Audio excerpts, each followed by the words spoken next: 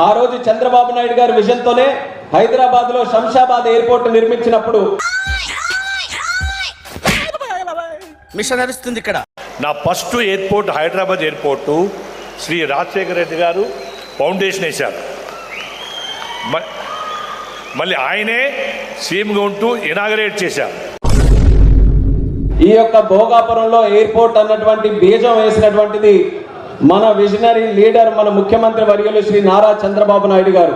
ఈ రోజుని అది భగవంతుడు నిర్ణయం చేయదు. వారి తనయుడు జగన్మోహన్ రెడ్డి గారు వారి అమృతాస్త్రాలతో ఈ రోజుని నాకు ఫౌండేషన్ వేయడం అది రెండో సంతోషమైంది. నిజంగాను వారే దీన్ని మళ్ళీ ఇనాగరేట్ చేయాలని నేను భగవంతుడిని కోరుకుంటున్నాను. నేను ఈ స్థాయికి ఈ రోజు ప్రాజెక్ట్ ఇక్కడికి విచ్చేసిందనంటే దానికి చాలా మందికి మనం ధన్యవాదాలు తెలియజేయాలి. ముఖ్యంగా జిఎంఆర్ గ్రూప్ కి, ఆనరబుల్ సీఎం గారికి మా జిఎంఆర్ తరఫున నేను హామీ ఇస్తున్నాను. నెంబర్ 1 ఎయిర్పోర్ట్ కట్టి 36 months దానికి హెడ్ అసెంబ్లీ కూడా ఇచ్చేస్తాం. మీరే మళ్ళీ ఇనాగరేట్ చేయాలని కోరుకుంటున్నాను. నాకు అవకాశం ఇచ్చినందుకు చాలా థాంక్స్. ఇలా అబద్ధాలు చెప్పి అందరిని మోసం చేయడానికి సిగ్గుగా లేదు?